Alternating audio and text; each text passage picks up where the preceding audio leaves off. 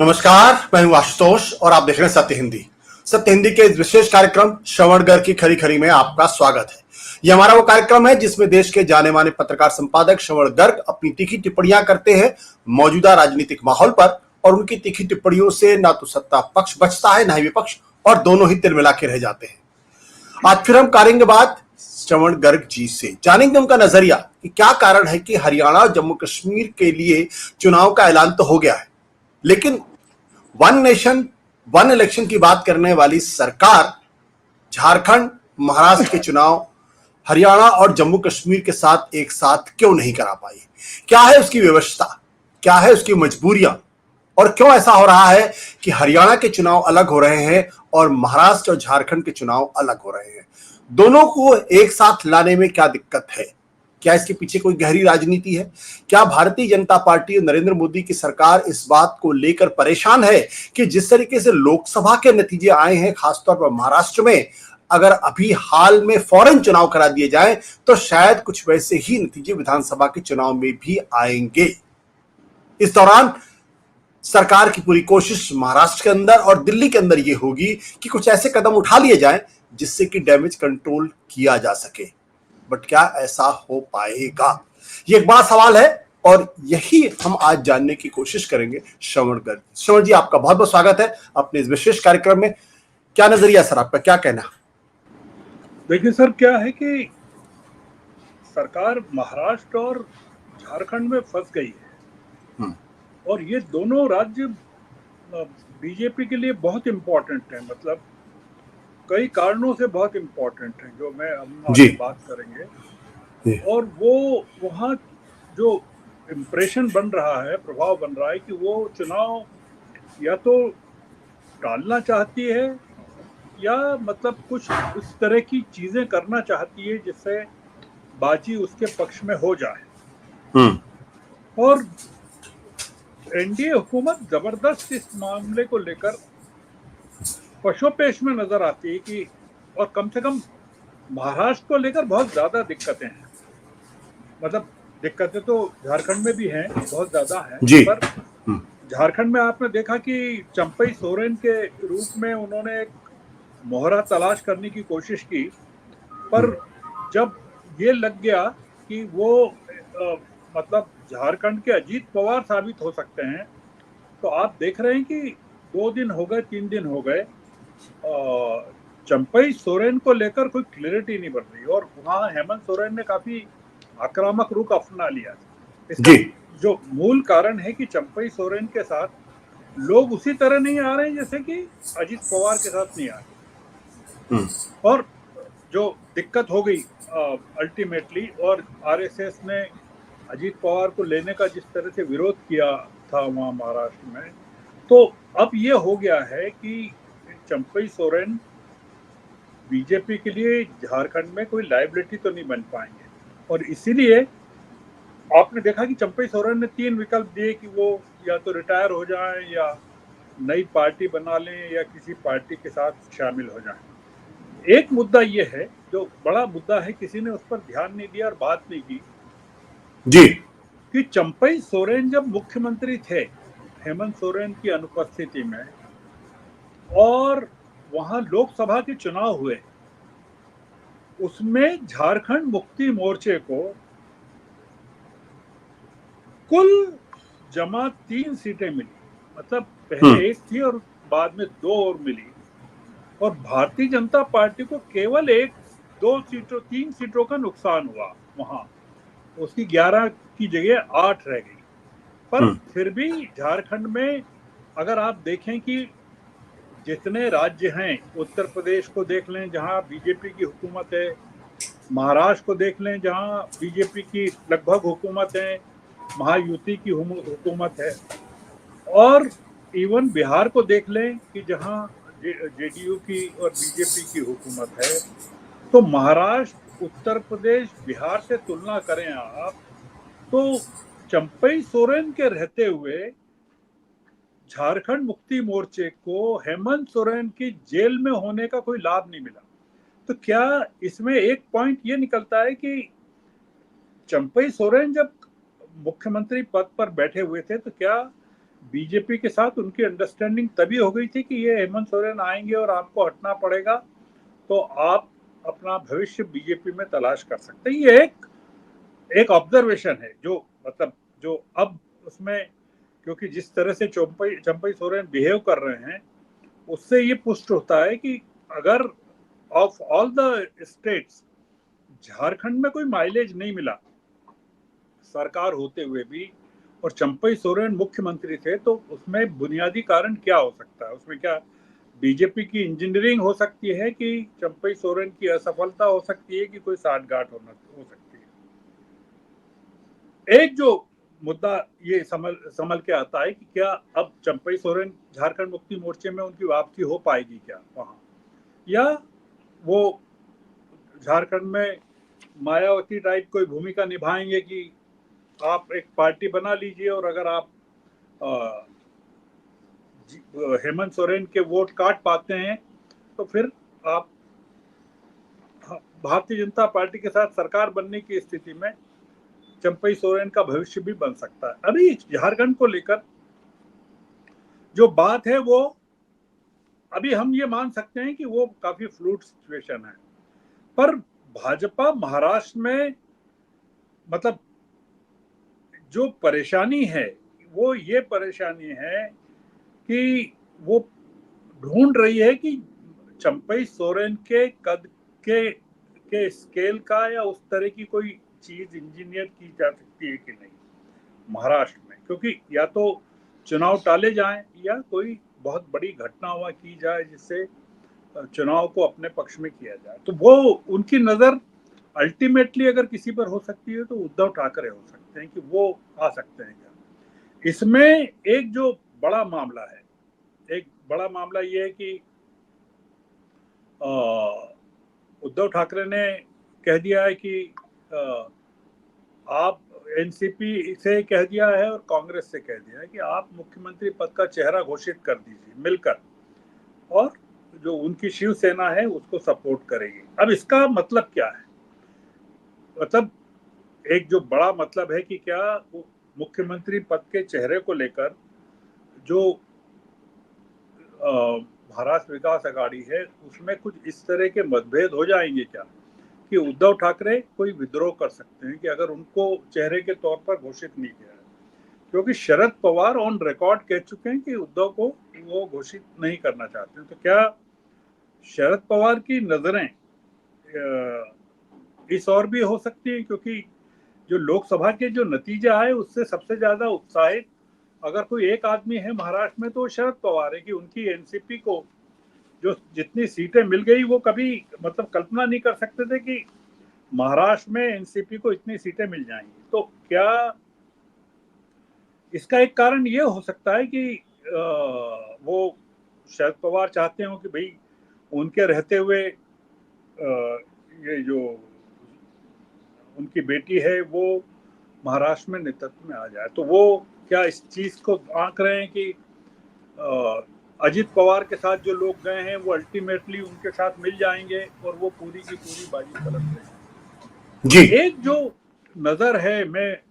Hypothetical है कि क्या उद्धव ठाकरे को लेकर क्या महाराष्ट्र विकास अघाड़ी में कोई मतभेद हो सकता है क्या, क्योंकि ये निश्चित है कि कांग्रेस अगर जाएगी तो उद्धव ठाकरे के साथ जाएगी। उस स्थिति में क्या बीजेपी कह सकती है उद्धव ठाकरे से कि भाई आप हिंदू राष्ट्रवाद की बात करते हैं, हिंदुत्व की बात करते हैं, तो हम इस बार आपको प्रॉमिस करते हैं कि आपको 5 साल के लिए मुख्यमंत्री बनाएंगे। उस स्थिति में क्या वो मतलब ये इसकी बहुत संभावना इसलिए नहीं है कि इस बार पूरी स्थिति यह है कि वहां बीजेपी बुरी तरह हारने वाली है महाराष्ट्र में, और इसीलिए मतलब जो चर्चा है उसमें तो यह है कि 288 सीट्स में बीजेपी को 35 40 50 सीटों से ज्यादा नहीं मिलेगी। अब उसमें आप हम क्या सोच सकते हैं कि ये जो महाराष्ट्र में हो रहा है उसमें बीजेपी क्या चुनाव टाल पाएगी क्या, क्योंकि बीजेपी महाराष्ट्र और झारखंड दोनों को नहीं खोना चाहती है। महाराष्ट्र जो है जैसा कि पूरे देश को मालूम है कि वो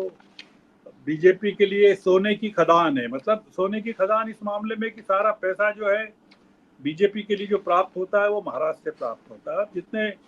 बड़े बड़े उद्योगपति हैं जो बीजेपी के सपोर्टर हैं, जो जिनको नंबर 1 और नंबर 2 कहते हैं, उनका साम्राज्य भी वहीं है। जी। और जो चंदा आता है पूरा का पूरा, वो तमाम चंदा भी वहीं है। तो महाराष्ट्र को खोने का मतलब है कि बीजेपी एक भामाशाह स्टेट को खो दे और फिर लड़ाई में जाए कि भाई महाराणा प्रताप के पास भामाशाह नहीं है और लड़ाई लड़ना है, इस तरह की स्थिति है। और झारखंड का मामला यह है कि वहाँ कोयले की बड़ी बड़ी खदानें हैं और वहाँ खनिज बहुत है। और अडानी साहब का जो पावर प्लांट है डोडा में, वो अब उसकी बिजली बांग्लादेश को नहीं जाने वाली है। बांग्लादेश को बिजली जाने के लिए उस पावर प्लांट में कोयला वो ऑस्ट्रेलिया का यूज कर रहे थे और अब उनको झारखंड का कोयला यूज करना पड़ेगा। तो ऐसी, और जिंदल के प्लांट्स हैं, जिंदल की खदानें हैं वहाँ, जो कि अभी चले गए हैं कांग्रेस छोड़ के बीजेपी में और बीजेपी। करनाल से जी। चुनाव जीत। अब इसमें स्थिति यह है कि बीजेपी को महाराष्ट्र भी चाहिए और झारखंड भी चाहिए।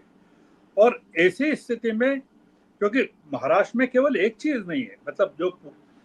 अगर आप कहें तो ये जो धारावी का पूरा प्रोजेक्ट है, अरबों रुपए का प्रोजेक्ट जो है,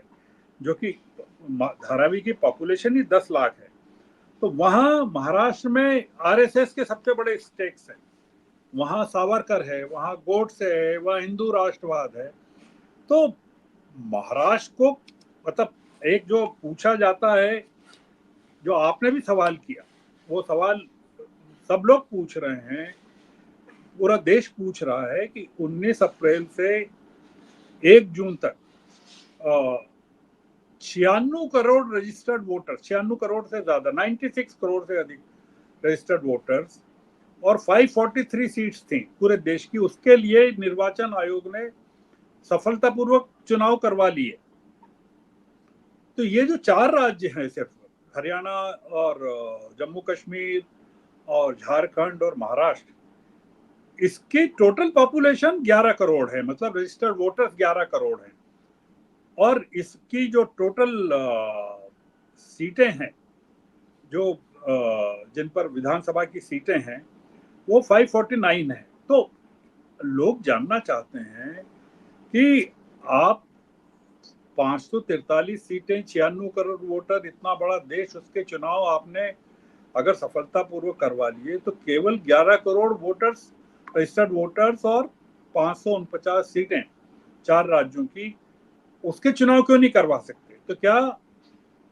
बीजेपी का दबाव है कि इन चुनावों को लेकर तारीखें जब तक कि हरी झंडी नहीं मिले, निर्वाचन आयोग या चुनाव आयोग नहीं घोषित कर सकता? दूसरा ये कि देश देख रहा है, मतलब कि बीजेपी या महाराष्ट्र भी देख रहा है, महाराष्ट्र की जो खबरें आ रही है वो काफी चौंकाने वाली है कि वहाँ लोग प्रतीक्षा कर रहे हैं कि वहाँ आखिर चुनाव की तारीखें क्यों नहीं घोषित हो रही हैं। और वहाँ जो पूरा का पूरा, मतलब जो पार्टियां सर्वे करवा रही हैं अपने अपने, उसमें जो एक चीज जो डर निकल के आ रहा है कि क्या कोई कारण बनाकर, कोई बहाना बनाकर, कोई एक्सक्यूज करके प्रदेश में कुछ राष्ट्रपति शासन जैसी स्थिति तो पैदा नहीं हो जाएगी कि चुनाव को। तो उस स्थिति में एक ये है कि जितना चुनाव टलेंगे महाराष्ट्र के, उतना बीजेपी को नुकसान होगा और वो काफी भारी पड़ने वाला है, मतलब पूरे देश में भारी पड़ेगा। तो मुद्दा ये है कि ये जो वर्तमान सेटअप है महायुति का महाराष्ट्र में, और जो उसमें से अजीत पवार की एंट्री अब बाहर होने वाले हैं लगभग, जो चर्चा है, क्योंकि आरएसएस ने वहाँ एंट्री कर ली है। उनके जो आदमी हैं, जो नेता लिमय साहब हैं, वो बीजेपी आरएसएस के बीच में कोऑर्डिनेशन का काम कर रहे हैं और पूरे की पूरी चीजें महाराष्ट्र में आरएसएस डिक्टेट कर रही है। तो अब ऐसी स्थिति में कि अगर अजीत पवार को वो जगह नहीं देते हैं, अजीत पवार से कहते हैं कि आप अलग चुनाव लड़िए, हम आपको पूरा सपोर्ट करेंगे, मतलब जो उद्देश्य ये हो सकता है कि आप एनसीपी और कांग्रेस के वोट काटिए और आपको पैसे की कमी नहीं आएगी, और अगर सरकार बन जाती है तो फिर हम आपके साथ किस तरह का समझौता कर सकते हैं वो करेंगे। जो सबसे बड़ा वहाँ डर है, जो बीजेपी को भी डर हो सकता है और वहाँ फडणवीस को भी डर हो सकता है, वो महायुति को जो डर है कि अगर चुनाव हो जाते हैं और सर जो महायुति है या शिंदे की जो हुकूमत है, फडणवीस की जो हुकूमत है, वो सरकार बनाने में सफल नहीं होती है, मान लीजिए, तो एक नाथ शिंदे के साथ जो विधायक हैं, मतलब एक नाथ शिंदे को अगर छोड़ भी दें क्योंकि उद्धव उनसे बहुत नाराज हैं, वो सारे के सारे छोड़कर चले जाएंगे फिर से उद्धव के पास। और ऐसी स्थिति में, क्योंकि एक जो हमको चीज देखना चाहिए कि लोकसभा चुनाव ने बीजेपी को पूरी तरह से हिला दिया है। वो इसलिए कि 2019 के मतलब पिछले चुनाव में बीजेपी के पास 23 सीटें थी, 23 सीटें थी, मतलब वहां की जो 48 सीट्स हैं उसमें 23 सीटें बीजेपी के पास थी। जो 2024 में मतलब इन चुनाव में 9 सीटें रह गई है घटकर, और एनडीए के पास, मतलब जिसमें बीजेपी के नेतृत्व वाले एनडीए के पास 41 सीटें थी 48 में से। आप सोचिए कि 41 सीटें थी और 17 रह गई हैं, तो 31 सीट्स का लॉस हुआ है महाराष्ट्र में, जो कि बहुत बड़ा है। अब इस 31 सीट्स के लॉस को आप अगर विधानसभा में ट्रांसलेट करें कि भाई 288 की असेंबली में अगर इसको ले जाएं, तो क्या बीजेपी के पास जो वर्तमान में 103 एमएलए हैं उनकी क्या स्थिति होगी, या एनसीपी के पास 40 थे उस समय, शिवसेना के पास 38 थे, उसमें क्या स्थिति बनेगी कि अगर ये जो लोकसभा का, और लोकसभा के चुनाव अभी खत्म हुए हैं, मतलब रिजल्ट 4 जून को आए हैं, और अगर महाराष्ट्र के चुनाव 3-4 महीने बाद ही हो जाते हैं, और जैसे कि पूरा का पूरा मामला अभी चल रहा है कि सरकार SC ST के रिजर्वेशन को लेकर इतनी बातें चल रही है, लेटरल एंट्री को लेकर जो आज विड्रॉ किया है उसमें मूल मुद्दा ये था कि SC ST को बाईपास करना चाहती है, रिजर्वेशन खत्म करना चाहती है। ये तमाम जो मुद्दे आ रहे हैं और वहां जो आंदोलन चल रहा है रिजर्वेशन को लेकर, उसके चलते एक जो डर है कि अगर महायुति की सरकार नहीं बनती है तो शिंदे के जितने समर्थक हैं, विधायक हैं, वो, क्योंकि इस बार आप देखिए कि भारतीय जनता पार्टी को 9 या 10 सीटें मिली वहां, और एक नाथ शिंदे की पार्टी को वहां पर 7 सीटें मिली, मतलब कोई फर्क नहीं है, मतलब जो, तो इसका मतलब ये है कि वहां शिंदे जो हैं वो हिंदुत्व के मामले में बीजेपी के मुकाबले ज्यादा वहां प्रभावशाली साबित हो रहे हैं। तो आज अभी भी वो जिस तरह से असर्ट कर रहे हैं शिंदे, एक मुख्यमंत्री की तरह जिस तरह से असर्ट कर रहे हैं, तो कुल मिलाकर आशुतोष जी पूरा मामला ये है कि क्या बीजेपी इस स्थिति में है कि महाराष्ट्र और झारखंड के चुनाव करवाना चाहती है? अगर नहीं है तो वो टालने चाहे तो कैसे टाल सकती है, और कितने महीने टाल सकती है? मतलब ये कि अगर विधानसभा का कार्यकाल इस साल के आखिर तक है, दोनों जगह झारखंड में भी और महाराष्ट्र में भी, और बीजेपी और निर्वाचन आयोग, मतलब महाराष्ट्र के चुनाव पिछली बार हरियाणा के साथ हुए थे और इस बार नहीं हो रहे हैं, तो एक चीज जो इसको लेकर जो चर्चाएं हैं देश भर में, वो भी है कि भाई आप महाराष्ट्र के चुनाव क्यों नहीं करवा रहे हो? सबसे बड़ा स्टेट जहां सबसे ज्यादा पार्लियामेंट की सीटें 48 सीटें हैं और इतनी बड़ी पॉपुलेशन है वहाँ,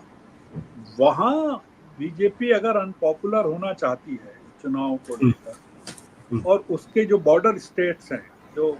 लगे हुए स्टेट्स हैं, आंध्र, तेलंगाना, इधर छत्तीसगढ़ और तमाम जो स्टेट्स हैं, गुजरात वगैरह, इस पर इसका क्या इम्पैक्ट पड़ेगा? महाराष्ट्र के डेवलपमेंट का। तो कुल मिलाकर मुद्दा ये है, जो नटशेल में आशुतोष जी, मुद्दा ये है कि बीजेपी महाराष्ट्र को लेकर बहुत डरी हुई है और झारखंड को भी लेकर बहुत डरी हुई है, और दोनों राज्यों को वो हारना नहीं चाहती है। पर अगर हारना पड़ेगा या पड़ रहा है तो उससे बचने का क्या उपाय हो सकता है, और वो बचेगी कि नहीं बचेगी, और नहीं बचेगी तो फिर उसके कॉन्सिक्वेंसेस कई चीज़ों पर क्या होंगे, जिसमें बीजेपी के और संघ के रिलेशंस आगे चलकर, क्योंकि संघ की सबसे बड़ी लेबोरेटरी जो जिसको आप कह सकते हैं कि वुहान जो भारत का है संघ के, वो महाराष्ट्र है। यहाँ हिंदुत्व, सावरकर, संघ, सब कुछ वहीं है। तो ये एक बड़ा दाव महाराष्ट्र में फंस गया है, और मुझे नहीं लगता कि बीजेपी इस संकट से या तो महाराष्ट्र में और झारखंड में निकल पाएगी। हेमंत सोरेन ने तो चुनौती दे दी है कि आप कल चुनाव करवा के देख लीजिए। बहुत ज्यादा आक्रामकता महाराष्ट्र में और झारखंड में बीजेपी के खिलाफ आ गई है। मुझे नहीं लगता कि बीजेपी उसका मुकाबला कर पाएगी। तो हमारे दर्शकों के लिए बस ये आज के लिए इतनी ही जानकारी, मेरे ख्याल से ये पर्याप्त है। जी, थैंक यू सर, जी, थैंक यू।